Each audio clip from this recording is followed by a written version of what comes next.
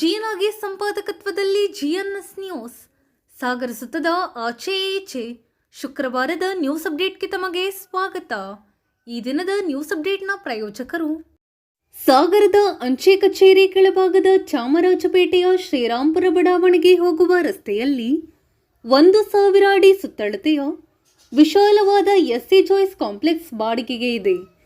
ವಿಶಾಲವಾದ ಈ ಕೊಠಡಿಯಲ್ಲಿ ಸರ್ಕಾರಿ ಅಥವಾ ಖಾಸಗಿ ಕಚೇರಿ, ಬ್ಯಾಂಕ್, ಕ್ಲಿನಿಕ್, ಅತ್ಯಾಧುನಿಕ ಶೋರೂಮ್ ಇನ್ನಿತರೆ ಉದ್ಯಮ ಮಾಡಲು ಅವಕಾಶವಿದೆ. ಪಾರ್ಕಿಂಗ್ ಮತ್ತು ಶೌಚಾಲಯ ವ್ಯವಸ್ಥೆ ಸಹ ಇದ್ದು, ಆಸಕ್ತರು ಮೊಬೈಲ್ ಸಂಖ್ಯೆ 9446232123ಕ್ಕೆ ಸಂಪರ್ಕಿಸಬಹುದು. ಇದು ನಿಮ್ಮ ಜಿಎನ್ಎಸ್ ನ್ಯೂಸ್ನ ಮುಖ್ಯಾಂಶಗಳು. ಭಾರತ ದೇಶದಲ್ಲಿದ್ದೇವೆ ಎಂದ ಮೇಲೆ ಭಾರತಾಂಬೆಯನ್ನು ಗೌರವಿಸಿ. 40% ಕಮಿಷನ್ ತಪ್ಪಾಗಿ ಬಿಂಬಿಸುವ ಪ್ರಯತ್ನ ನಡೆಯುತ್ತಿದೆ ಎಂದ ಹರತಾಳು. ಏಪ್ರಿಲ್ 24ರಂದು ನೆಹರು ಮೈದಾನದಲ್ಲಿ ರಾಷ್ಟ್ರಮಟ್ಟದ ಬಯಲು ಜಂಗಿ ಕುಸ್ತಿ. ಖ್ಯಾತನಾಮ ಪುರುಷ ಮತ್ತು ಮಹಿಳಾ ಕುಸ್ತಿಪಟುಗಳಿಂದ ಅಖಾಡದಲ್ಲಿ ಹಣಾಹಣಿ. ಸಾಹಿತ್ಯ ಪರಿಷತ್ನಿಂದ ದತ್ತಿ ಉಪನ್ಯಾಸಕ್ಕೆ ಚಾಲನೆ. ದತ್ತಿ ಮಹತ್ವ ಕುರಿತು ಗುಂಡಾ ಜೋಯಸ್, ನಿವೃತ್ತ ನೌಕರರ ಕುರಿತು ಪರಮೇಶ್ವರಪ್ಪ ಮಾತು. ಹರಿಹರಪುರ ಮಠದ ಮಹಾಕುಂಭಾಭಿಷೇಕದಲ್ಲಿ ಪಾಲ್ಗೊಂಡು ಶ್ರೀಗಳ ಆಶೀರ್ವಾದ ಪಡೆದ ಹರತಾಳು. ಶ್ರೀಮಠದ ಪರವಾಗಿ ಹಾಲಪ್ಪ ಅವರನ್ನು ಸನ್ಮಾನಿಸಿದ ದತ್ತಾತ್ರೇಯ ಹೊಸಬಾಳೆ. ಈಗ ಸುದ್ದಿಯ ವಿವರ. ಕೊರೋನಾ ಸಂಕಷ್ಟದ ನಡುವೆಯೂ ಹಸಿದವರು ಸಂಕಟ ಪಡದಂತೆ ಎಲ್ಲರಿಗೂ ಆಹಾರ ನೀಡಿದ ಹೆಗ್ಗಳಿಕೆ ಕೇಂದ್ರ ಮತ್ತು ರಾಜ್ಯ ಸರ್ಕಾರದ್ದಾಗಿದೆ ಎಂದು ಶಾಸಕ ಎಚ್ ಹಾಲಪ್ಪ ಹರತಾಳು ತಿಳಿಸಿದರು. ಸಾಗರದ ನಗರಸಭೆ ರಂಗಮಂದಿರದಲ್ಲಿ ಶುಕ್ರವಾರ ನಗರಸಭೆ ವತಿಯಿಂದ ಪ್ರಧಾನಮಂತ್ರಿ ಆವಾಸ್ ಯೋಜನೆಯಡಿ ಫಲಾನುಭವಿಗಳಿಗೆ ವಸತಿ ಕಾಮಗಾರಿ ಕಾರ್ಯಾದೇಶ ಮತ್ತು ಶೇಕಡ 5 ಯೋಜನೆಯಡಿ ಬುದ್ಧಿಮಾಂದ್ಯ ಮಕ್ಕಳ ಪೋಷಕರಿಗೆ ಭದ್ರತಾ ಠೇವಣಿ ಬಾಂಡ್ ವಿತರಣೆ ಮಾಡಿ ಅವರು ಮಾತನಾಡುತ್ತಿದ್ದರು. ಪ್ರಧಾನಮಂತ್ರಿ ಆವಾಸ್ ಯೋಜನೆಯಲ್ಲಿ 1,500 ರೂಪಾಯಿಗಳ ಸಹಾಯಧನದೊಂದಿಗೆ ಒಂದು ಕಾರ್ಯಾದೇಶವನ್ನು ಕೊಡ್ತೇವೆ. ಇದರಿಂದ ಏನು ಅನುಕೂಲ ಅಂದರೆ 1,500 ಲಕ್ಷ ರೂಪಾಯಿ ಫ್ರೀಯಾಗಿ ಕೊಡ್ತೇವೆ. ಸರ್ಕಾರ, ಕೇಂದ್ರ ಸರ್ಕಾರ ರಾಜ್ಯಕ್ಕೆ ಕೊಡ್ತಾ ಇದೆ ಮತ್ತು ಕಾರ್ಯಾದೇಶ ಕೊಡ್ತೇವೆ. ಆಮೇಲೆ ಪ್ಲ್ಯಾನು ಮತ್ತೊಂದು ಮುಗಿದೋದು ಈ ಥರ ತಾಪತ್ರಗಳು ತಪ್ಪಲಿ ಅಂತೇಳಿ ಯೋಜನೆಯನ್ನು ಮಾಡಿ ಕಾರ್ಯಾದೇಶ ಕೊಟ್ಟ ಮೇಲೆ ಅದಕ್ಕೊಂದು ಮತ್ತೊಂದು ಪರ್ಮಿಷನ್ನು, ಕನ್ಸ್ಟ್ರಕ್ಷನ್ ಪರ್ಮಿಷನ್ನು ಏನು ಬೇಡ ಅಂತ ಕಾಣ್ತದೆ. ಮತ್ತೊಂದು ಅಲ್ದಾಟ ತಪ್ಪದೆ. ಭಾಳ ಜನ ಮಾತಾಡ್ತಾರೆ. ಇಲ್ಲಿ ನನ್ನ ಸಹೋದರಿಯರು ಭಾಳ ಜನ ಸೇರಿದ್ದಾರೆ. ಮೋದಿ ಏನು ಮಾಡಿದ್ದಾರೆ, ಮೋದಿ ಈ ದೇಶಕ್ಕೆ ಏನು ಮಾಡಿದ್ದಾರೆ. ನಾನು ಹೇಳ್ತಾ ಇದ್ದೆ ಮೊನ್ನೆ ಕಾರ್ಯಕರ್ತ ಸಭೆ, ಶೋಷಿತ ಪೀಡಿತ ದಲಿತ ಜನಾಂಗದ ಭಾಗ್ಯೋದಯವನ್ನು ನಿರ್ಮಿಸುತ್ತಾ ರೊಟ್ಟಿಯು ಬಟ್ಟೆಯು ವಿದ್ಯೆಯು ವಸತಿಯು ಬೇಕೇ ಬೇಕು ಅಂತ. ಏನು ರೊಟ್ಟಿ ಏನಂತ ಹೇಳಿದ್ರೆ ಆಹಾರ, ಊಟಕ್ಕೆ ಈ 2 ವರ್ಷಗಳ ಕಾಲ ಪ್ರಪಂಚ ತತ್ತರಿಸಿ ಹೋಗ್ಬಿಟ್ಟು ಊಟ ಅನ್ನ ಆಹಾರ ಇಲ್ಲದೆ ಸಾಯ್ತಿದ್ದಾರೆ ಜನ. ಶ್ರೀಲಂಕಾ ದಿವಾಳಿಯದ್ದು ಹೋಗಿದೆ, ಪಾಕಿಸ್ತಾನ ಇನ್ನು 1 ತಿಂಗಳೊಳಗೆ ದಿವಾಳಿಯದ್ದು ಹೋಗ್ತಾ ಇದೆ ಅನ್ನ ಆಹಾರ ಇಲ್ಲದೇ. ನೇಪಾಳದಲ್ಲಿ ನೋಡಿದ್ದೇವೆ, ಬಾಂಗ್ಲಾದೇಶದಲ್ಲಿ ನೋಡಿದ್ದೇವೆ. ಈ ದೇಶದಾಗೆ ಅನ್ನ ಆಹಾರ ಇದ್ದಂಗೆ ಯಾರೂ ಉಪವಾಸ ಬೀಳದಿದ್ದಂಗೆ ಕೇಂದ್ರ ಸರ್ಕಾರ, ಮೋದಿ ಸರ್ಕಾರ ನೋಡ್ಕೊಳ್ತೋ, ರಾಜ್ಯ ಸರ್ಕಾರ ಅದನ್ನು ಮನೆಗೆ ಯಾವುದೇ ಭ್ರಷ್ಟಾಚಾರ ಇಲ್ಲದೆ ನಾವು ಮುಗಿಸಿದ್ದೇವೆ. ಇದನ್ನು ಮೊದಮಾನತಿ ಯೋಜನೆ ಮಾಡುವುದು ಹೇಳ್ತಾರೆ. ಯಾವುದೇ ಒಂದು ಭ್ರಷ್ಟಾಚಾರ ಇಲ್ಲದೆ ಮನೆಗೆ ಅಕ್ಕಿ ಆಹಾರವನ್ನು ಕೊಡಿಸಿದ್ರು. ನಿಮ್ಮನ್ನು ಸೇರಿ ಈ ದೇಶದಾಗ ಏನು ಮಾಡಿದ್ದಾರೆ ಅಂತಾರೆ. ಪಕ್ಕದಾಗ ಮತ್ತು ಪಾಕಿಸ್ತಾನದಾಗ ಯಾಕೆ ಅನ್ನ ಆಹಾರ ಸಿಗ್ತಾ ಇಲ್ಲ? ಇದು ಶ್ರೀಲಂಕಾದಲ್ಲಿ ಯಾಕೆ ಸಿಗ್ತಾ ಇಲ್ಲ? ದಿವಾಳಿ ಹತ್ತು ಹೋಗ್ತಾ ಇದೆ. ಪೇಪರ್ ಓದೋರಿಗೆ ಗೊತ್ತಾಗತ್ತೆ, ವಾಟ್ಸಪ್ಪಲ್ಲಿ ನೋಡಿದ್ರೆ ಗೊತ್ತಾಗುತ್ತೆ. 700 ರೂಪಾಯಿ 1 kg ಅಕ್ಕಿ ಆಗಿದೆ ಅಲ್ಲಿ. ಇಲ್ಲಿ 35 ರೂಪಾಯಿ ಕೊಟ್ಟರೆ ಸೋನಾ ಮಸೂರಿ ಒಳ್ಳೆ ಅಕ್ಕಿ ಸಿಗುತ್ತೆ. 50 ರೂಪಾಯಿ ಕೊಟ್ಟರೆ ಸೋನಾ ಮಸೂರಿ ಸಿಗುತ್ತೆ. ಹೇಳ್ತಾರೆ ಜನ. ಇದು ಆಯಿತು, ಅಷ್ಟೇ ಅಲ್ಲ, ಅನ್ನ ಕೊಟ್ಟರು, ವಸತಿ ಬೇಕು. ಈ ವಸತಿಗಾಗಿ 1,500 ಲಕ್ಷ ರೂಪಾಯಿ ಫ್ರೀ ಕೊಡ್ತಾ ಇದ್ದೀವಿ ಇಂಥ ಕಷ್ಟದಾಗ, ಕೊರೋನಾ ಸಂಕಷ್ಟ ಕಾಲದಲ್ಲಿ. ಇದು ಮಾಡಿದೆ ಯಾರು ಬಡವರಿದ್ದಾರೆ ಅವರಿಗೆ. ಹೀಗೆ ಫ್ರೀ ಇದು ಮತ್ತು ಪರ್ಮಿಷನ್ ಫ್ರೀ ಇಲ್ಲದಿದ್ದರೆ ಅದಕ್ಕೊಂದು ಅಲ್ದಾಟ. ಇಂಥ ಕೆಲಸಗಳನ್ನು ಮೋದಿ ಸರ್ಕಾರ, ಕೇಂದ್ರ ಸರ್ಕಾರ ಮಾಡ್ತಾ ಇದೆ. ರಾಜ್ಯ ಸರ್ಕಾರ ಪೂರ್ವಕವಾಗಿ ಇದನ್ನು ಕಾರ್ಯಗತ ಮಾಡ್ತಾ ಇದ್ದೀವಿ. ಇನ್ನೊಂದಿಷ್ಟು ಜನ ಹೇಳ್ತಾರೆ ಕಮಿಷನ್ನು ಅಂತ ಮಾಧ್ಯಮದಲ್ಲಿದ್ರೆ ಅದಕ್ಕೆ ಹೇಳ್ತಾ ಇದ್ದೀನಿ. ಯಾರು ಎಲ್ಲಿದೆ 40% ನೋಡಿ. ನಾವು ಇದನ್ನು ಕಟ್ಟಿಸಿದ್ದೇವೆ. ಈಗ 40 ಲಕ್ಷ ಇದಕ್ಕೆ ಮಂಜೂರಾತಿ ಆಗಿ ನಾಳೆ ನಾಡಿನಿಂದ ಕೆಲಸ ಶುರು ಮಾಡ್ತಾರೆ. ಉಳಿದು ಭಾಗಕ್ಕೆ ದುಡ್ಡು ಬಂದಿಲ್ಲ ಅಂದರು. 40 ಲಕ್ಷ ಹಿಂದೆ ಏನಂದರೆ 1 ಲಕ್ಷಕ್ಕೆ 24 ಲಕ್ಷ ರೂಪಾಯಿ, 1 ಕೋಟಿಗೆ 24 ಲಕ್ಷ ಸರ್ಕಾರ ಹಿಡ್ಕೊಂಡ್ಬಿಡುತ್ತೆ. ಅದು ಪದ್ಧತಿ. ಏನು GST 15%, 1% labour cess, 1% royalty, TDS, ಮತ್ತೊಂದು ಯಾವುದು ಮಾಡ್ತಾರೆ ಎಜುಕೇಷನ್ ಸೆಸ್ಸು, ಇದನ್ನೆಲ್ಲ ಸೇರಿ 24% ಅಲ್ಲೇ ಹೋಗ್ತದೆ. ಕಾಂಟ್ರಾಕ್ಟರ್ ಲಾಭ 10% ಇರ್ತಾರೆ. ಈ ದೇಶ ಲಾಗಾಯತ್ನಿಂದ ಇಡ್ತಾ ಬಂದ್ರೆ ಎಷ್ಟಾಯ್ತು ಅದನ್ನು ಹೇಳೋದು ಬಿಟ್ಬಿಟ್ಟು ಆ 10%ಗೆ ನಿಜ ಅದು ಯಾರೋ ಅಧಿಕಾರಿ ಸ್ವಲ್ಪ ಕೊಡ್ತಿದ್ದ ಅವನು 10%ಗೆ ಯಾವುದೋ ಚುನಾವಣೆ ಬಂದ ರಾಜಕಾರಣಿ ಯಾವುದೋ ಪಕ್ಷ ಕೊಡ್ತಿದ್ದ ಹೆಚ್ಚು ಅಧಿಕಾರ ಇದ್ದಾರೆ ಕಾಂಗ್ರೆಸ್ನವರು. ಆ 10% ಒಳಗೆ ಅದೇನೋ ಖರ್ಚು ವೆಚ್ಚ ಅವನ ಲಾಭ ನಷ್ಟ ಮತ್ತೊಂದು ಮಾಡ್ಕೊಂತಿದ್ದಾರೆ. ಈಗೇನಾಗಿದೆ ಇದು ಹಿಂದಿಂದ ಇತ್ತು. ಈ ದುಡ್ಡನ್ನು ಹೊರ್ಕೊಂಡು ತಿನ್ನೋರು ಈ GST ಬಂದ ಮೇಲೆ ಟೈಟ್ ಆಗಿಬಿಟ್ಟಿದೆ. ಅದನ್ನು ಹೊರ್ಕೊಂಡು ತಿನ್ನೋಕ್ಕೆ ಆಗ್ತಾ ಇಲ್ಲ. ಸರ್ಕಾರ ಕಟ್ಟಬೇಕಾದ ದುಡ್ಡನ್ನು GST ಲೇಬರ್ ಸೆಸ್ ಎಲ್ಲಿ ತಗೊಳ್ಳೋರು ಮುರ್ಕೊಳ್ಳೋರು ಅದನ್ನು ಹೆಂಗೆ ಹೊಡ್ಕೊಂಡು ತಿನ್ನೋರು. ಈಗ ದೇಶದಲ್ಲಿ ಕಾನೂನು ಅರ್ಥವ್ಯವಸ್ಥೆ ಬಿಗಿ ಆದಮೇಲೆ ಅದು ಹಿಡ್ಕೊಂಡೇ ಕೊಡ್ತಾರೆ. ಇದು ಬಂದಿರೋ ತಾಪತ್ರ ಕೆಂಪಣ್ಣ ಅಂತ ರಾಜ್ಯಾಧ್ಯಕ್ಷರು ನಮ್ಮ ಯಾರೋ ಹಿರಿಯರು ನಾವು ನೋಡಿಲ್ಲ, ಗೌರವ ಇದೆ ಅವ್ರಿಗೆ ವಯಸ್ಸಿಗೆ. ಆದರೆ ಅವ್ರ ಕಾಲದಾಗ ಕಾಂಟ್ರಾಕ್ಟ್ ಮಾಡ್ಬೇಕಾದ್ರೆ ಇದು ಯಾವ ಲೆಕ್ಕಾಚಾರವೇ ಇರಲಿಲ್ಲ. ಈಗ ಲೆಕ್ಕಾಚಾರ ಆಗಿ ಕರೆಕ್ಟಾಗಿ ಸರ್ಕಾರದ ಖಜಾನೆಗೆ ದುಡ್ಡು ವಾಪಸ್ ಹೋಗ್ತಾ ಇದೆ. 24% ಇಲ್ದಿದ್ರೆ ಹೈಟ್ ಒಳಗೆ ಹಾಕ್ತಾರೆ. ಆ ಹೊಟ್ಟೆ ಒದಗಿದೆಲ್ಲ ಮಾತಾಡ್ತಾರೆ. ಇದು ಮೋದಿ ಸರ್ಕಾರ ಕಟ್ಟುನಿಟ್ಟಾಗಿ ಮಾಡಿದ್ರಿಂದ ಇಂಥ ಸಂಕಷ್ಟ ಕಾಲದಾಗೂ ಅನ್ನ ಕೊಡ್ಲಿಕ್ಕಾಯ್ತು, ಆಹಾರ ಕೊಡ್ಲಿಕ್ಕಾಯ್ತು. ಇಂಥ ಸಂಕಷ್ಟ ಕಾಲದಾಗೂ ಮನೆ ಕಟ್ಟಿಕೊಡ್ತಾ ಇದ್ದಾರೆ, ಮನೆಗೆ ದುಡ್ಡು ಕೊಡ್ತಿದ್ದಾರೆ. ಯಾಕಂದ್ರೆ ಸರಿಯಾದ ವ್ಯವಸ್ಥೆ ತಂದಿದ್ದೀವಿ, ಕದಿಯಕ್ಕೆ ಬಿಡ್ತಾ ಇಲ್ಲ. ಇದನ್ನು ಯಾಕೆ ಹೇಳಲ್ಲ?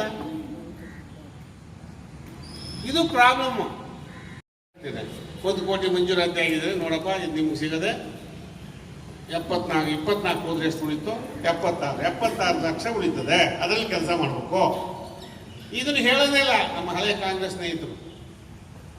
ಈ ಹೊಸಬರು, ನೀವೆಲ್ಲ ಹೊಸಬರು, ನಮ್ಮದು ಇದು ಗೊತ್ತಿಲ್ಲ. ನಾನು ಮೊನ್ನೆ ಹೇಳಿದೆ ನಮ್ಮ ಪಕ್ಷದ ವೇದಿಕೆಯಲ್ಲಿ, ಇದನ್ನು ಯಾಕೆ ಹೇಳ್ತಾ ಇಲ್ಲ ಅಂತ. ನಿಜವಾದ ಪರಿಸ್ಥಿತಿ ಇದು. ಕದೀಲಿಕ್ಕೆ ಆಗ್ತದೆ. ಹಳೆ ಕಾಂಟ್ರಾಕ್ಟರ್ಗಳು ಇದ್ರಲ್ಲ, ಲೆಕ್ಕೇ ಇಲ್ಲ ಅವ್ರಿಗೆ, ಟ್ಯಾಕ್ಸೇ ಗೊತ್ತಿಲ್ಲ ಅವರಿಗೆ, ಲೇಬರ್ ಸೆಸ್ಸೇ ಗೊತ್ತಿಲ್ಲ, ರಾಯಲ್ಟಿನೇ ಗೊತ್ತಿಲ್ಲ. ತಗೊಂತಿದ್ರು, ಮುರ್ಕೊಂತಿದ್ರು, ಹಂಚ್ಕೊಂತಿದ್ರು. ಪೊಲಿಟಿಷಿಯನ್ಸ್ಗೂ ಗೊತ್ತಿರಲ್ಲ, ಮಾಧ್ಯಮದವರಿಗೂ ಗೊತ್ತಿರಲ್ಲ, ಅಧಿಕಾರಿಗಳು ಮತ್ತು ಕಾಂಟ್ರಾಕ್ಟರ್ ಹಂಚ್ಕೊಳೋದು. ಇದು ಆಗಿರೋದು ಪೈ. ನನಗೆ ತಲೆ ಹಿಂದೆ ಆಗುತ್ತೆ, ಎಲ್ಲ ಆಗುತ್ತೆ ಅಂತ. ಹಾಗಾಗಿ ಸ್ನೇಹಿತರೆ, ಮೋದಿ ಸರ್ಕಾರ ಬಂದು ಇವನ್ನೆಲ್ಲ ಗಟ್ಟಿಮುಟ್ಟಾಗಿ ಚಾನಲೈಸ್ ಮಾಡಿದ್ದು, ಸರಿಯಾಗಿ ವ್ಯವಸ್ಥೆ ಮಾಡಿದ್ರಿಂದ ಬಡ ಜನರಿಗೆ ಸಹಾಯ ಆಗ್ತದೆ. ಇಂಥ ಸಂಕಷ್ಟ ಕಾಲದಾಗೂ ನಮ್ಮ ವಿಕಲಚೇತನ ಮಕ್ಕಳಿಗೆ 50,000 ರೂಪಾಯಿ ಇಟ್ಟು 40 ಇಟ್ಟು 58,000 ಮಾಡಿಕೊಡ್ತಾ ಇದ್ದೀವಿ. ಈಗ ಅನ್ನಹಾರ ಇಲ್ಲದಿದ್ದಾಗ ಪ್ರಪಂಚದಲ್ಲಿ ಇಲ್ಲ. ಮೊನ್ನೆ ಮೋದಿಯವರು ಹೇಳಿದರು,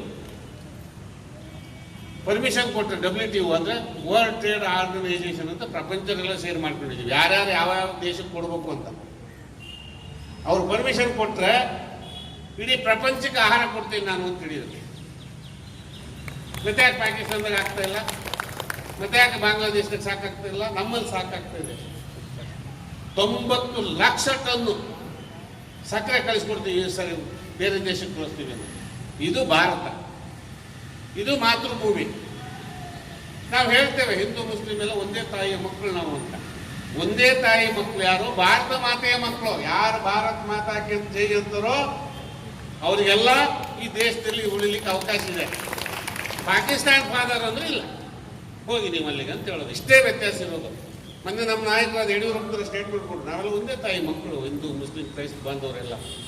ಹೌದು, ನನ್ನ ಅವ್ವ ಬೇರೆ ಹೆತ್ತಾಯಿ, ನಿಮ್ಮ ಹೆತ್ತ ತಾಯಿ ಬೇರೆ, ತಾಯಿ ಬೇರೆ. ಆದರೆ ಭಾರತ ಮಾತೆ ಒಬ್ಬಳೆ. ಯಾರು ಭಾರತಕ್ಕೆ ಜೈ ಅಂತೀರೋ ಅವ್ರು ಇಲ್ಲಿ ಇರೋಕ್ಕೆ ಅವಕಾಶ ಇದೆ. ನಿಮ್ಮ ಮನೇಲಿ ನಿಮ್ಮ ಧರ್ಮ, ನಮ್ಮ ಮನೇಲಿ ನನ್ನ ದೇವರು, ನನ್ನ ಭೂತಪ್ಪ, ಕಾಳಮ್ಮ, ಚೋಡಮ್ಮ.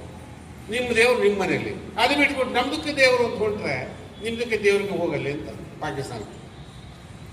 ಯಾರಿಗೆ ದೇಶ ಒಪ್ಕೊಳ್ತೀವಿ ನಾವು, ಭಾರತ ಮಾತೆಯ ಮಕ್ಕಳು ನಾವು ಎಲ್ಲರೂ, ಅದು ಒಪ್ಪಲ್ಲ ಕೆಲವರು, ಅಲ್ಲಿ ಶುರುವಾಗುತ್ತೆ. ಹಾಗಾಗಿ ಇಂಥ ಸಂಕಷ್ಟದಲ್ಲೂ ಮನೆ ಕಟ್ಟಕ್ಕೆ ದುಡ್ಡು ಕೊಡ್ತಾ ಇದ್ದೀವಿ.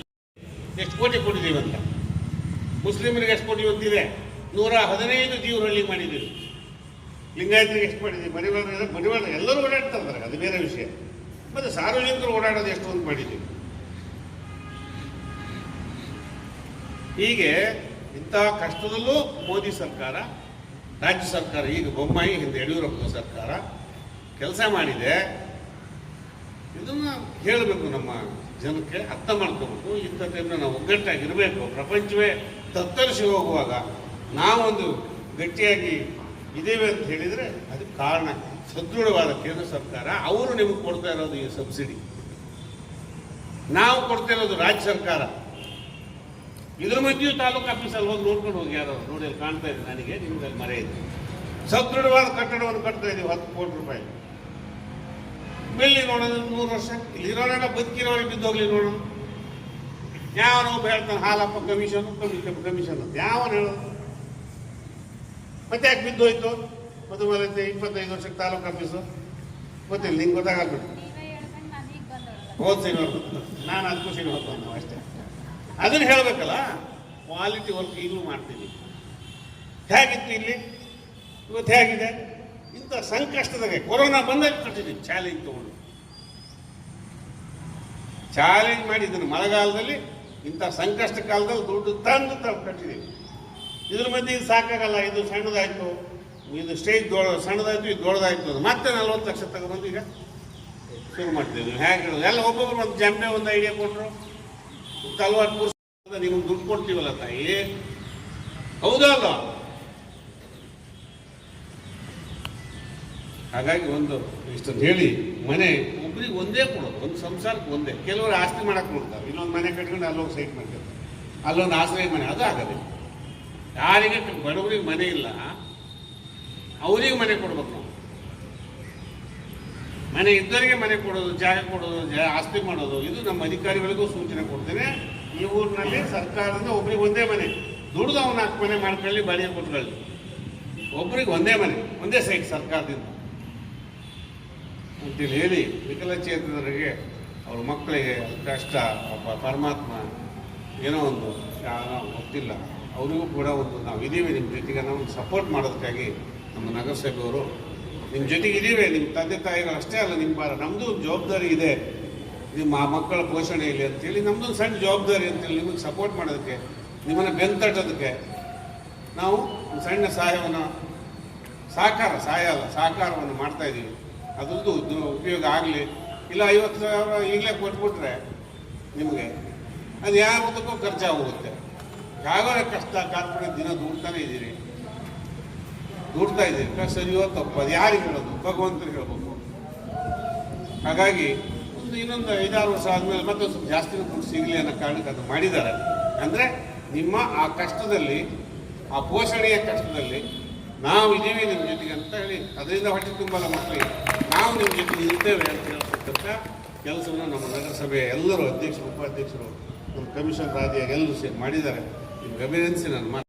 ಕಾರ್ಯಕ್ರಮದ ಅಧ್ಯಕ್ಷತೆ ವಹಿಸಿ ಮಾತನಾಡಿದ ನಗರಸಭೆ ಅಧ್ಯಕ್ಷೆ ಮಧುರಾ ಶಿವಾನಂದ್, ಈಗ ತಾನೇ ಶಾಸಕರು ಹೇಳಿದರು, ಇವರಿಗೆಲ್ಲ ನೈತಿಕ ಒಂದು ಆತ್ಮಸ್ಥೈರ್ಯವನ್ನು ಹೆಚ್ಚಿಸುವ ನಿಟ್ಟಿನಲ್ಲಿ ನಮ್ಮ ನಗರಸಭೆಯ ವತಿಯಿಂದ 5% ಏನು ಅನುದಾನ ಇರುತ್ತೋ ಅದನ್ನು ನಾವು ಈವರೆಗೂ ಇಡೀ ರಾಜ್ಯದಲ್ಲಿ, ಶಿವಮೊಗ್ಗ ಜಿಲ್ಲೆಯಲ್ಲಿ, ಅದು ಸಾಗರ ನಗರಸಭೆಯಲ್ಲಿ ಪ್ರಪ್ರಥಮ ಬಾರಿಗೆ 5% ಅನುದಾನದಲ್ಲಿ ವಿಕಲಚೇತನರ ಮಕ್ಕಳ ಹಾಗೂ ಪೋಷಕರ ಹೆಸರಲ್ಲಿ ನಾವು ಭದ್ರತಾ ಠೇವಣಿಯನ್ನು ಇಡುವಂಥ ಒಂದು ಹೊಸ ಯೋಜನೆಯನ್ನು, ಈ ಯೋಜನೆ ನಿಜವಾಗ್ಲೂ ಇಂತಹ ಫಲಾನುಭವಿಗಳಿಗೆ ಅವರ ಆತ್ಮಸ್ಥೈರ್ಯವನ್ನು ಹೆಚ್ಚಿಸಲಿಕ್ಕೆ ಮಾಡಬೇಕು ಅಂತ ಹೇಳಿ ನಮ್ಮ ಶಾಸಕರ ಮಾರ್ಗದರ್ಶನದಲ್ಲಿ ನಾವು ಈ ಒಂದು ಎಲ್ಲ ನಗರಸಭಾ ಸದಸ್ಯರ ಸಹಕಾರದೊಂದಿಗೆ ಈ ಯೋಜನೆಯನ್ನು ಇವತ್ತು ಚಾಲನೆಗೊಂಡು ಅವರಿಗೆ ಭದ್ರತಾ ಠೇವಣಿಯ ಬಾಂಡನ್ನು ವಿತರಣೆ ಮಾಡಿದ್ದೀವಿ.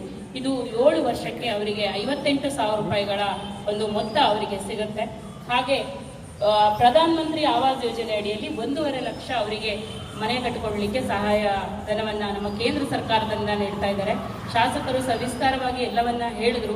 ನಮಗೆ ನಿಜವಾಗ್ಲೂ ಶಾಸಕರ ಬಗ್ಗೆ ಯಾಕೆ ನಾವು ಕ್ರಿಯಾಶೀಲ ಶಾಸಕರು, ಜನಸ್ನೇಹಿ ಶಾಸಕರು ಅಂತ ಹೇಳ್ತೀವಿ ಅಂದರೆ, ನೀವು ಏನಾದರೂ ಒಂದು ವಿಶಿಷ್ಟವಾಗಿ ಡಿಫ್ರೆನ್ಸ್ ಆಗಿರುವಂತಹದ್ದು ಈವರೆಗೂ ಯಾರು ಮಾಡಲಿಲ್ಲ ಆಗಿರುವಂಥದ್ದು ನೀವು ಮಾಡಿ ತೋರಿಸ್ಬೋದು, ಅದನ್ನ ಮುಂದುವರಿಸ್ಕೊಂಡು ಹೋಗ್ಲಿಕ್ಕೆ ಅಂತ ಹೇಳಿ ನಮಗೆ ಅವ್ರದ್ದು ಕರೆದು ಕೂರಿಸ್ಕೊಂಡು ಈ ರೀತಿ 5% ಒಂದು ಅನುದಾನದಲ್ಲಿ ಮಕ್ಕಳ ಹಾಗೂ ಪೋಷಕರ ಹೆಸರಿನಲ್ಲಿ ನೀವು ಭದ್ರತಾ ಠೇವಣಿಯನ್ನ ಇಟ್ಟರೆ ಅವರಿಗೆ ಒಂದು ಆತ್ಮಸ್ಥೈರ್ಯ, ನೈತಿಕ ಬಲ ತುಂಬದಂಗೆ ಆಗತ್ತೆ ಅಂತ ನಮ್ಮನ್ನ ಕೂರಿಸಿ ಈ ಒಂದು ಒಳ್ಳೆ ವಿಶಿಷ್ಟವಾದ ಯೋಜನೆಯನ್ನ ಜಾರಿಗೆ ತರಲಿಕ್ಕೆ ನಮ್ಮ ಕ್ಷೇತ್ರದ ಶಾಸಕರು ನಮಗೆ ಮಾರ್ಗದರ್ಶನವನ್ನ ಮಾಡಿದ್ದಾರೆ. ಈ ವೇದಿಕೆಯ ಮೂಲಕ ಅವರಿಗೆ ನಾನು ತುಂಬು ಹೃದಯದ ಒಂದು ಧನ್ಯವಾದಗಳನ್ನ ಹೇಳ್ತಾ ಇದ್ದಾರೆ. ಅನುದಾನದಲ್ಲೂ ಸಹ 50% 40 ಲಕ್ಷ ರೂಪಾಯಿಗಳನ್ನ ನಾವು ಈ 5% ಅನುದಾನದಲ್ಲಿ ಭದ್ರತಾ ಠೇವಣಿಯನ್ನ ಇಡುವಂತ ಯೋಜನೆಯನ್ನು ಸಹ ನಾವು ಮಾಡಿದ್ದೇವೆ. ಸದ್ಯದಲ್ಲಿ ಅದನ್ನು ಸಹ ನಾವು 163 ಜನ ವಿಕಲಚೇತನರ ಪೇರೆಂಟ್ಸ್ ಹಾಗೂ ಇವರಿಗೆ ಭದ್ರತಾ ಠೇವಣಿಯ ಬಾಂಡನ್ನ ವಿತರಣೆ ಮಾಡ್ತೀವಿ ಇನ್ನು ಮುಂದಿನ ದಿನದಲ್ಲಿ. ಈ ಎಲ್ಲ ವಿಶಿಷ್ಟ ಯೋಜನೆಗಳಿಗೆ ಕಾರ್ಯಕರ್ತರಾಗಿ ನಮ್ಮ ಬೆನ್ನೆಲುಬಾಗಿ ನಮಗೆ ಸದಾ ಮಾರ್ಗದರ್ಶನ ಮಾಡ್ತಿರುವಂತಹ ಶಾಸಕರಿಗೆ ಮತ್ತೊಮ್ಮೆ ವಂದಿಸಿ, ಮತ್ತೆ ನಮ್ಮ ಈ ವಿಕಲಚೇತನರ ಪೋಷಕರಿಗೂ ಸಹ ನಾನು ಶುಭ ಹಾರೈಕೆಗಳನ್ನ ಹೇಳ್ತಾ ಇದ್ದೀನಿ. ನಿಮ್ಮ ತಾಳ್ಮೆ, ನಿಮ್ಮ ಸಹನೆ, ಆ ಮಕ್ಕಳ ಮೇಲೆ ನೀವು ಇಟ್ಟಿರುವಂತಹ ನಿಗಾ, ಇದಕ್ಕೆ ಬೆಲೆ ಕಟ್ಟಲಿಕ್ಕಾಗಲ್ಲ. ನಮ್ಮ ನಗರಸಭೆ ವತಿಯಿಂದ ನಿಮಗೆ ನೈತಿಕವಾದಂತಹ ಸ್ವಲ್ಪ ಪ್ರಮಾಣದ ಒಂದು ಆತ್ಮಸ್ಥೈರ್ಯವನ್ನ ತುಂಬುವಂತ ಕೆಲಸವನ್ನ ಮಾಡಿದ್ದೇವೆ. ಸದಾ ನಗರಸಭೆ ನಿಮ್ಮೊಂದಿಗೆ ಇರುತ್ತೆ ಅನ್ನೋ ಒಂದು ನಂಬಿಕೆಯನ್ನ ನಾವು ನಿಮ್ಮಲ್ಲಿ ಮೂಡಿಸ್ತಾ ಇದ್ದೇವೆ. ಇಂಥ ಎಲ್ಲ ಒಳ್ಳೆ ಕೆಲಸಗಳಿಗೆ ನಿಮ್ಮ ಶುಭ ಹಾರೈಕೆ ಸದಾ ಇರಲಿ ಅಂತ ಹೇಳ್ತಾ ನನ್ನ ಮಾತುಗಳು.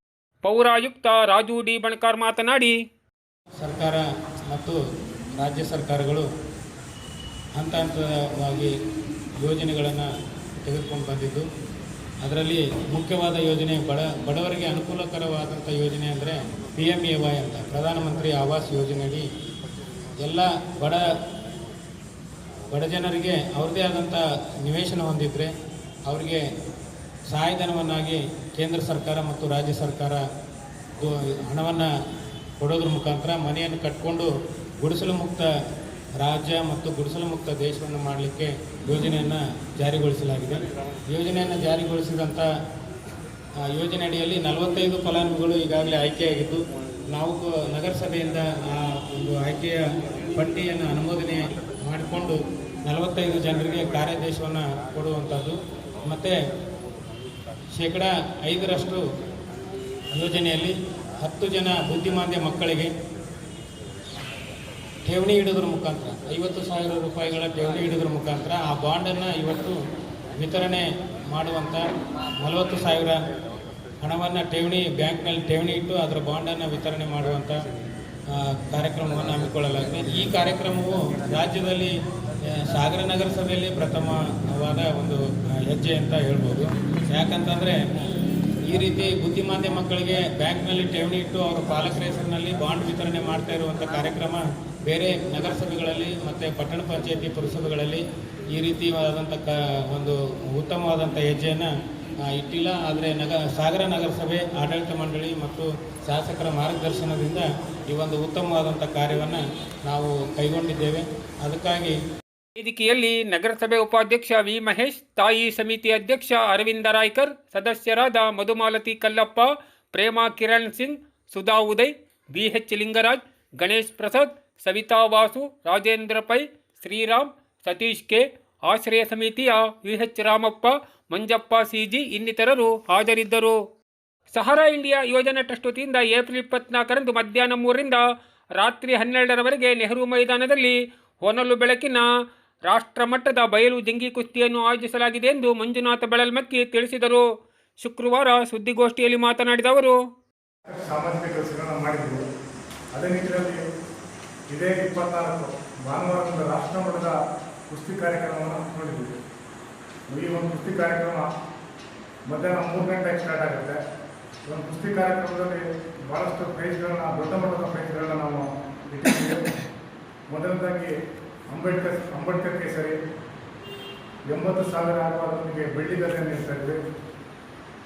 ಎರಡನೇ ಕುಸ್ತಿ ಪುನೀತ್ ರಾಜ್ಕುಮಾರ್ ಕೇಸರಿ 50,000 ಆಗುವವರಿಗೆ ಬೆಳ್ಳಿ ಗದೆಯನ್ನು ನೀಡ್ತಾ ಇದ್ವಿ. ಪುನೀತ್ ರಾಜ್ಕುಮಾರ್ ಕೇಸರಿ ಎಷ್ಟು ಅಮೌಂಟು? 50,000. ಬೆಳ್ಳಿ ಪದಕ ಮತ್ತು ಮೂರನೇ ಕುಸ್ತಿ ಸಾಗರ ಕೇಸರಿ 25,000 ಒಂದು ಪಾರಿತೋಷಿಕ ನೀಡಿರುತ್ತೆ. ಅದು 25,000 3 ಕುಸ್ತಿ ನಡೆಯುತ್ತೆ. ಆಮೇಲೆ 15,000 ವಿಷ್ಣುವರ್ಧನ್ ಕೇಸರಿ ಅಂತೇಳಿ ಅದು 5 ಕುಸ್ತಿ ನಡೆಯುತ್ತೆ. ಆಮೇಲೆ ಮತ್ತೊಂದು ಸಾಗರ ಕೇಸರಿ ಅಂತ 8,000 ಅದು 3 ಕುಸ್ತಿ ನಡೆಯುತ್ತೆ. ಅದು ದಿವಂಗತ ಪೈಲ್ವಾನ್ ಭೋಜಪ್ಪ ಮತ್ತು ಪೈಲ್ವಾನ್ ಮೊಹಮ್ಮದ್ ಸಿಂಗ್ ಅವರ ಸ್ಮರಣಾರ್ಥ ಸಾಗರ ಕೇಸರಿ 8,000 ಕುಸ್ತಿ ನಡೆಯುತ್ತೆ. 5ನೇದು ಸಾಗರ ಕೇಸರಿ 5,005 ಕುಸ್ತಿಗಳು ನಡೆಯುತ್ತೆ. ದಿವಂಗತ ಪೈಲ್ವಾನ್ ಶಿವಣ್ಣ ಮತ್ತು ಪೈಲ್ವಾನ್ ಸತ್ಯನಾರಾಯಣ ಅವರ ಸ್ಮರಣಾರ್ಥ. ಮತ್ತು ಮಹಿಳೆಯರ ಕುಸ್ತಿ ಕೂಡ 5 ಕುಸ್ತಿಗಳಿದೆ. 8,005 ಕುಸ್ತಿಗಳು ಕೆಳದಿ ರಾಣಿ ಚೆನ್ನಮ್ಮ ಕೇಸರಿ ಎನ್ನುವ ಹೆಸರಿನಲ್ಲಿ ನಡೆಯುತ್ತೆ. ಈ ಒಂದು ಕಾರ್ಯಕ್ರಮದ ಉದ್ಘಾಟಕರಾಗಿ ಮನ ಶಾಸಕರಂತ ಅರ್ತಾಳ ಹಾಲಪ್ಪ ಹಾಗೂ ನಗರಸಭೆ ಅಧ್ಯಕ್ಷರಂತ ಮೊದಲ ಶಿವಣ್ಣ, ತಹಸೀಲ್ದಾರ್ ಅವರು ಕೂಡ ಆಗಮಿಸಿದ್ದಾರೆ. ಆಮೇಲೆ ಉಪವಿಭಾಗಾಧಿಕಾರಿ AC ಅವರು ಕೂಡ ಆಗಮಿಸ್ತಾ ಇದ್ದಾರೆ. ಪೌರಾಯುಕ್ತರು ರಾಜು ಮಡ್ಕರ್ ಅವರು ಕೂಡ ಆಗಮಿಸ್ತಾರೆ. ಆಮೇಲೆ ಉಪನೋಂದಣಿ ಅಧಿಕಾರಿಗಳು ಕೂಡ ಈ ಉದ್ಘಾಟನಾ ಕಾರ್ಯಕ್ರಮದಲ್ಲಿ ಇರ್ತಾರೆ. ಮತ್ತು ಸಮಾರಂಭಕ್ಕೆ ಮುಖ್ಯ ಅತಿಥಿಗಳಾಗಿ ಗೋಪಾಲ್ ಕೃಷ್ಣ ಬೆಳೂರು ಮಾಜಿ ಶಾಸಕರು ಇವರು ಬರ್ತಾರೆ. ಅವರೊಂದಿಗೆ ನಗರಸಭೆಯ ವಿರೋಧ ಪಕ್ಷ ನಾಯಕರಂತ ಗಣಪತಿ ಮಂಡಳಿಗಳೇ, ರಾಯಲ್ ಬಿಲ್ಡರ್ಸ್ನ ಮಾಲೀಕರು, ಆಮೇಲೆ ಫೈರ್ ಬಾರ್ನ ಮಾಲೀಕರು, ಸಾಕಷ್ಟು ದಾನಿಗಳು ಸಮಾರಂಭದಲ್ಲಿ ಟ್ರಸ್ಟ್ನ ಕಾರ್ಯದರ್ಶಿ ರಾಘವೇಂದ್ರ ಮಾತನಾಡಿ, ಕುಮಾರ್ ಹಾಗೂ ತಂಡದವರ ಹುಟ್ಟುಹಬ್ಬದ ದಿನ ಈ ಒಂದು ಕಾರ್ಯಕ್ರಮವನ್ನು ಆಚರಿಸಿದ್ದೇವೆ. ಮಧ್ಯಾಹ್ನ 3 ಗಂಟೆಗೆ ಸ್ಟಾರ್ಟ್ ಆದರೆ ರಾತ್ರಿ 12 ಗಂಟೆಗೆ ಕಾರ್ಯಕ್ರಮ ಮುಕ್ತಾಯ ಆಯಿತು. ನೇರು ಮೈದಾನ ಒಂದೇ ದಿನ ಒಟ್ಟು ಟೋಟಲ್ 29 ಕುಸ್ತಿ ಆಗ್ತದೆ. ಮೈದಾನದಲ್ಲಿ ನಂಬರ್ 1ನೇ ಕುಸ್ತಿ ಕಾರ್ತಿಕ್ ಕಟ್ಟೆ, ಇವರು ದಾವಣಗೆರೆ ಸ್ಪೋರ್ಟ್ಸ್ ಅಸೋಸಿಯೇಷನ್ನಲ್ಲಿ ವ್ಯಾಸಂಗ ಮಾಡ್ತಿದ್ದು ಹಾಗೂ ಇವರು ಕರ್ನಾಟಕ ಕೇಸರಿ ಹಾಗೂ ಕರ್ನಾಟಕ ರತ್ನ ಬಿರುದು ಪಡ್ಕೊಂಡಿದ್ದಾರೆ. ಇವರು ವಿರುದ್ಧವಾಗಿ ಹರಿಯಾಣದ ಫರ್ವಿಂದರ್ ಅನ್ನೋರು ಇವರು ವಿರುದ್ಧ ಪಡತಟ್ಟಲಿದ್ದಾರೆ. ಹಾಗೆ 2ನೇ ನಂಬರ್ ಕುಸ್ತಿಯಲ್ಲಿ ಕಿರಣ್ ಭದ್ರಾವತಿ, ಇವರು ಕೂಡ ಮೈಸೂರಿನಲ್ಲಿ ದಸರಾ ಕುಸ್ತಿ ಗೆದ್ದಿರ್ತಾರೆ, ಬೆಳ್ಳಿಗದ್ದೆ ಗೆದ್ದಿರ್ತಾರೆ. ರೀಸೆಂಟಾಗಿ ಹರಿಯಾಣದಲ್ಲಿ ಕೂಡ ಹರಿಯಾಣ ಕೇಸರಿ ಗೆದ್ದು ಬಂದಿರ್ತಾರೆ. ಇವರು 2ನೇ ಕುಸ್ತಿ ಆಡ್ತಾರೆ. ಇವರು ವಿರುದ್ಧ ರಿಂಕು ಸಿಂಗ್ ಪಂಜಾಬ್ ಇವರು ಆಡ್ತಾ ಇದ್ದಾರೆ. ಹಾಗೂ 3ನೇ ಕುಸ್ತಿ ಉದ್ಯೋಗಕ್ಕೆ ಕುಸ್ತಿಪಟ್ಟು ಕಾಂತರಾಜ್ ಶಿವಮೊಗ್ಗ, ಇವರು ವಿರುದ್ಧ ಮಹಾರಾಷ್ಟ್ರದ ಅಮಿತ್ ಎಂಬ ಕುಸ್ತಿಪಟ್ಟು ಅಖಾಡಕ್ಕಿಳಿಯಲಿದ್ದಾರೆ. ಮತ್ತು ಅದರ ನಂತರ 4ನೇ ಕುಸ್ತಿ ಬಂದು ರಮೇಶ್ ಪವಾರ್, ಇವರು ಬಂದು ಮಹಾರಾಷ್ಟ್ರದವರೇ, ಅವ್ರ ವಿರುದ್ಧ ಗಜಾನನ ಬಳಗಾಮ್. ಅದು ನೆಕ್ಸ್ಟ್ ಬಂದು ಪಂಕಜ್ ಹಿತ್ಲೆ ಅಂತ ಹೇಳ್ಬಿಟ್ಟು ಅವ್ರ ವಿರುದ್ಧ ಹರಿಯಾಣದ ನಮ್ಮ ರಾಜು ಅವರು ಸಲ್ಲಿಸಲಿದ್ದಾರೆ. ಅದರ ನೆಕ್ಸ್ಟು ರಂಗಾ ಗತ್ತೂರ್, ಅವ್ರ ವಿರುದ್ಧ ಪಟ್ಟಪ್ಪ ಗಡಗೊಳ್ಳ. ಇದೇ ರೀತಿಯಾಗಿ ಹಲವಾರು ಒಂದು ಟೋಟಲಿ ಪುರುಷರ ಭಾಗದಲ್ಲಿ ಒಂದು 23 ಕುಸ್ತಿ ನಡೆಯಲಿದೆ. ಇದೇ ರೀತಿಯಾಗಿ ಮಹಿಳೆಯರ ಭಾಗದಲ್ಲಿ ನಮ್ಮ ಸಾಗರದ ಖ್ಯಾತ ಕುಸ್ತಿಪಟ್ಟು ಕಾವ್ಯ ಸಾಗರ್, ಇವರ ವಿರುದ್ಧ ಪವಿತ್ರ ಶಿವಮೊಗ್ಗ ಇವರು ಸಲ್ಲಿಸ್ತಾ ಇದ್ದಾರೆ. ಮಹಿಳೆಯರ ಭಾಗದಲ್ಲಿ ಟೋಟಲ್ 6 ಕುಸ್ತಿಗಳು ಆಗಲಿದೆ. ಟೋಟಲಿ 12 ಜನ ಭಾಗವಹಿಸ್ತಾರೆ. ಇದರಲ್ಲಿ ಮೇನ್ ಆಗಿ ಕಾವ್ಯ ಸಾಗರ ಮತ್ತು ಪವಿತ್ರ ಶಿವಮೊಗ್ಗ, ಅವ್ರ ಜೊತೆಗೆ ವನಿತಾ ಭದ್ರಾವತಿ ಹಾಗೂ ದಿವ್ಯಾ ದಾವಣಗೆರೆ, ಇವರೆಲ್ಲ ನ್ಯಾಷನಲ್ ಮೆಡಲಿಸ್ಟು, ಆಲ್ಮೋಸ್ಟ್ ಎಲ್ಲ ದಾವಣಗೆರೆ ಸ್ಪೋರ್ಟ್ಸ್ ಆಸ್ಟ್ರಲ್ಲಿ ಇರುವಂಥವ್ರು. ಇಷ್ಟು ಕುಸ್ತಿ ನಡೀತದೆ. ಗೋಷ್ಠಿಯಲ್ಲಿ ಟ್ರಸ್ಟ್ನ ಅಧ್ಯಕ್ಷ ಯಶವಂತ ಪಣಿ, ಪ್ರಮುಖರಾದ ವಿಶ್ವನಾಥ್ ಅಣಲೇಕೊಪ್ಪ, ವಿವೇಕ್, ಸಂತೋಷ್ ಮಾಸೂರು, ದಿನೇಶ್ ಹಾಜರಿದ್ದರು. ಸಾಹಿತ್ಯ ಪರಿಷತ್ತಿಗೆ ದತ್ತಿ ನೀಡುವ ಮೂಲಕ ಅನೇಕ ಸಾಧಕರ ಸಾಧನೆಯನ್ನು ನಾಡಿನಾದ್ಯಂತ ಪರಿಚಯಿಸಲು ಸಾಧ್ಯವಿದೆ ಎಂದು ಜಿಲ್ಲಾ ಕನ್ನಡ ಸಾಹಿತ್ಯ ಸಮ್ಮೇಳನದ ಸರ್ವಾಧ್ಯಕ್ಷ ಡಾಕ್ಟರ್ ಕೆಳದಿ ಗುಂಡಾ ಜೋಯ್ಸ್ ತಿಳಿಸಿದರು. ಸಾಗರದ ಸರ್ಕಾರಿ ನೌಕರ ಭವನದಲ್ಲಿ ಗುರುವಾರ ಕನ್ನಡ ಸಾಹಿತ್ಯ ಪರಿಷತ್ ವತಿಯಿಂದ ಆಯೋಜಿಸಲಾಗಿದ್ದ ದತ್ತಿ ಕಾರ್ಯಕ್ರಮಗಳನ್ನು ಉದ್ಘಾಟಿಸಿ ಅವರು ಮಾತನಾಡುತ್ತಿದ್ದರು. ಜಿಲ್ಲೆಯಲ್ಲಿ ನೀವೆಲ್ಲರೂ ಸೇರಿ ಕನ್ನಡ ಸಾಹಿತ್ಯ ಪರಿಷತ್ ಸರ್ವಾಧ್ಯಕ್ಷರನ್ನಾಗಿ ಮಾಡಿದ್ದಕ್ಕೆ ಅತ್ಯಂತ ಕೃತಜ್ಞತೆಗಳನ್ನು ನೀವೆಲ್ಲ ಯಶಸ್ವಿಯಾಗಿ ಮಾಡಿಕೊಟ್ಟಿದ್ದೀರಿ. ಇದಕ್ಕೆ ಹೆಚ್ಚಿನ ಪ್ರಾಮುಖ್ಯತೆ ಮಾಡಿಕೊಟ್ಟಿದ್ದಕ್ಕೆ ಅತ್ಯಂತ ಕೃತಜ್ಞತೆಗಳು. ಈಗ ಕಳೆದ 70 ವರ್ಷದಿಂದ ಕನ್ನಡ ಸಾಹಿತ್ಯ ಪರಿಷತ್ತು ದತ್ತಿ ನಿಧಿ ಸ್ಥಾಪನೆಗೊಂದು ಅವಕಾಶ ಮಾಡಿಕೊಟ್ಟು ಒಂದೊಂದು ಕಾರ್ಯಕ್ರಮಗಳನ್ನೆಲ್ಲ ನಿರ್ವಹಿಸ್ತಾ ಬರ್ತಾ ಇದೆ. ಅದರಲ್ಲಿ 2021-22 ಈ ಸಾಗರದಲ್ಲಿ ನಡೀತಾ ಇದೆ ವೆಂಕಟರಮಣ ಆಚಾರ್ಯ ಹೆಸರಿನಲ್ಲಿ. ಬೆಂಗಳೂರಿನಲ್ಲಿ world culture mythic society Kannada ಸಾಹಿತ್ಯ ಪರಿಷತ್ತು, BMC ಪ್ರತಿಷ್ಠಾನ.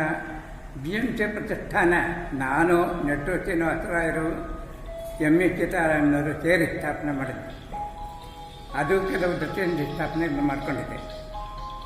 ಅವರು ಒಂದೊಂದು ಕಾರ್ಯಕ್ರಮಗಳನ್ನೆಲ್ಲ ಯಶಸ್ವಿಯಾಗಿ ನಡೆಸೋದಕ್ಕೋಸ್ಕರ ಈ ದತ್ತಿನಿಧಿ ಸ್ಥಾಪನೆ ಮಾಡಿಕೊಂಡು ಪ್ರತಿ ದಿವಸ ನಡೆಯೋ ರೀತಿಯಲ್ಲಿ ಒಂದೊಂದು ಕಾರ್ಯಕ್ರಮ ನಡೆಸ್ತಾ ಇದ್ದಾರೆ. ಅದರಲ್ಲೂ ವಿಶೇಷವಾಗಿ 365 ದಿವಸ ನಡೆಸ್ತಾ ಇರೋಂಥ ಒಂದು ಕಾರ್ಯಕ್ರಮ ಅಲ್ಲಿ ಸಾಗರ ತಾಲೂಕು ನಿವೃತ್ತ ನೌಕರರ ಸಂಘ ಎಸ್ ವೆಂಕಟರಮಣ ಆಚಾರ್ ಹೆಸರಿನಲ್ಲಿ ನೀಡಿರುವ ದತ್ತಿಯಡಿ ನಿವೃತ್ತ ನೌಕರರ ಹಿತರಕ್ಷಣೆ ವಿಷಯ ಕುರಿತು ಮಾತನಾಡಿದ ಉಪನ್ಯಾಸಕ ಹಾಗೂ ಸರ್ಕಾರಿ ನೌಕರ ಸಂಘದ ತಾಲೂಕು ಅಧ್ಯಕ್ಷ ಜಿ ಪರಮೇಶ್ವರ್, ಪಡೆದಿದ್ದನ್ನೇ ನಾವೆಲ್ಲರೂ ಕೂಡ ಉಡಬೇಕಾಗತ್ತೆ. ಯಾಕೆ ಈ ಮಾತನ್ನು ಈ ಸಂದರ್ಭದಲ್ಲಿ ಹೇಳ್ತೀನಿ ಅಂತಂದ್ರೆ, ನಿವೃತ್ತಿಯ ಸಂದರ್ಭದಲ್ಲಿ ನಮಗೆ ಆರೋಗ್ಯ ಅಂತಕ್ಕಂಥದ್ದು ಬಹಳ ಮುಖ್ಯವಾಗಿರ್ತದೆ.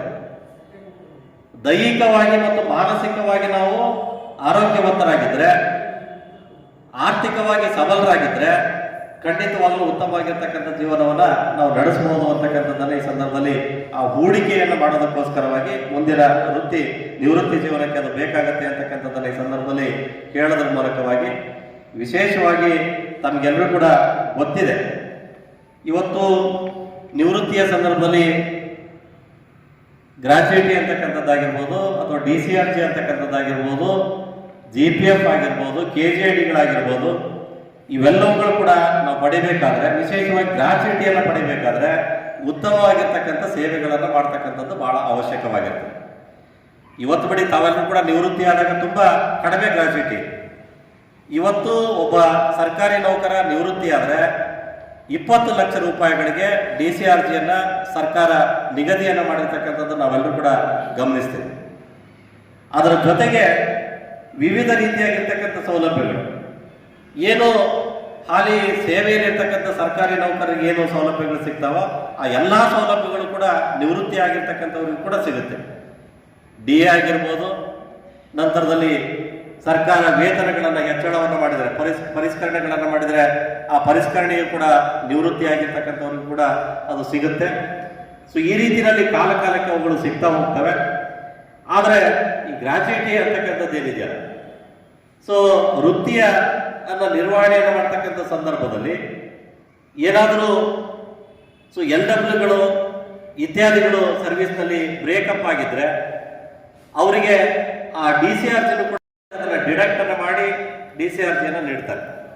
ಅವಾಗ ತುಂಬಾ ಕಡಿಮೆ ಸಿಗುತ್ತೆ ಅನ್ನುವಂಥದ್ದನ್ನು ಕೂಡ ನಾವೆಲ್ಲರೂ ಕೂಡ ತಮಗೆಲ್ಲರಿಗೂ ಕೂಡ ಗೊತ್ತಿದೆ.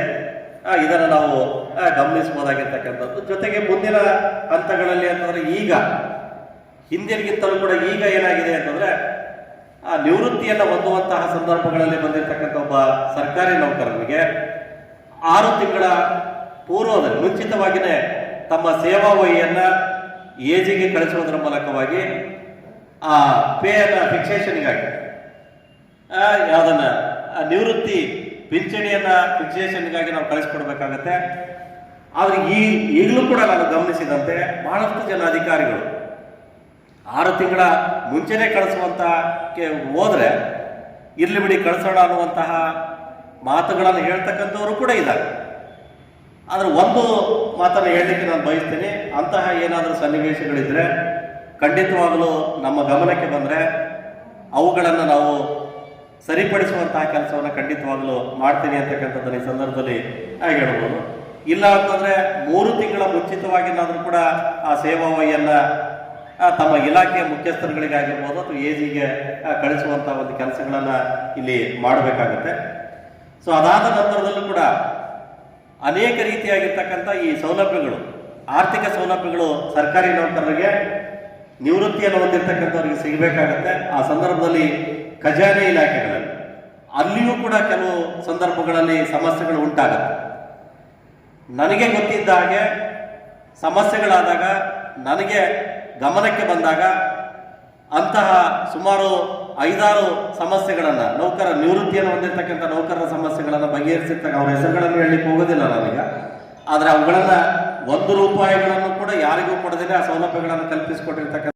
ಇದೇ ಸಂದರ್ಭದಲ್ಲಿ ನಿವೃತ್ತ ನೌಕರ ಎಸ್ ವೆಂಕಟರಮಣ ಆಚಾರ್ ಅವರನ್ನು ಸನ್ಮಾನಿಸಲಾಯಿತು.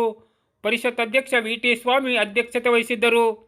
ಎಸ್ ಬಸವರಾಜ್ ಪ್ರಾರ್ಥಿಸಿದರೆ, ನಾರಾಯಣಮೂರ್ತಿ ಕಾನುಗೋಡು ಸ್ವಾಗತಿಸಿ, ಉಮೇಶ್ ಹಿರೇನೆಲ್ಲೂರು ಪ್ರಾಸ್ತಾವಿಕ ಮಾತನಾಡಿದರೆ, ಎ ಸಿದ್ದಾನಾಯಕ್ ವಂದಿಸಿ ಡಾಕ್ಟರ್ ಪ್ರಸನ್ನ ಕಾರ್ಯಕ್ರಮ ನಿರೂಪಿಸಿದರು. ಹರಿಹರಪುರ ಮಠದಲ್ಲಿ ನಡೆಯುತ್ತಿರುವ ಮಹಾಕುಂಭಾಭಿಷೇಕ ಮಹೋತ್ಸವ ಕಾರ್ಯಕ್ರಮದಲ್ಲಿ ಗುರುವಾರ ಶಾಸಕ ಎಚ್ ಹಾಲಪ್ಪ ಹರ್ತಾಳು ಪಾಲ್ಗೊಂಡು ಶ್ರೀ ಸ್ವಯಂ ಪ್ರಕಾಶ ಸಚ್ಚಿದಾನಂದ ಸರಸ್ವತಿ ಸ್ವಾಮೀಜಿಯವರ ಆಶೀರ್ವಾದ ಪಡೆದರು. ಇದೇ ಸಂದರ್ಭದಲ್ಲಿ ರಾಷ್ಟ್ರೀಯ ಸ್ವಯಂ ಸೇವಕ ಸಂಘದ ಸರಕಾರಿ ಹವಾಹರಾದ ದತ್ತಾತ್ರೇಯ ಹೊಸಬಾಳೆ ಅವರು ಶಾಸಕ ಹಾಲಪ್ಪ ಹರ್ತಾಳು ಅವರನ್ನು ಶ್ರೀಮಠದ ಪರವಾಗಿ ಅಭಿನಂದಿಸಿದರು. ಸಚಿವರಾದ ಕೋಟಾ ಶ್ರೀನಿವಾಸ ಪೂಜಾರಿ, ಸಂಸದ BY ರಾಘವೇಂದ್ರ, ಶಾಸಕರಾದ MP ಕುಮಾರಸ್ವಾಮಿ, DN ದೇವರಾಜ್, ಹೊರನಾಡು ಅನ್ನಪೂರ್ಣೇಶ್ವರಿ ಕ್ಷೇತ್ರದ ಧರ್ಮದರ್ಶಿ ಭೀಮೇಶ್ವರ ಜೋಶಿ, ಪ್ರಮುಖರಾದ ಪಟ್ಟಾಭಿರಾಮ್, ಎಸ್ ದತ್ತಾತ್ರಿ, ಹರನಾಥರಾವ್, ವಿನಾಯಕರಾವ್ ಮನೆಗಟ್ಟ ಇನ್ನಿತರರು ಈ ಸಂದರ್ಭದಲ್ಲಿ ಹಾಜರಿದ್ದರು. ಇದು ಶುಕ್ರವಾರದ ಸಮಗ್ರ ಸುದ್ದಿ. ನಿರಂತರ ಸುದ್ದಿಗಾಗಿ ನೋಡ್ತಾ ಇರಿ GNS ನ್ಯೂಸ್. ನಮಸ್ಕಾರ.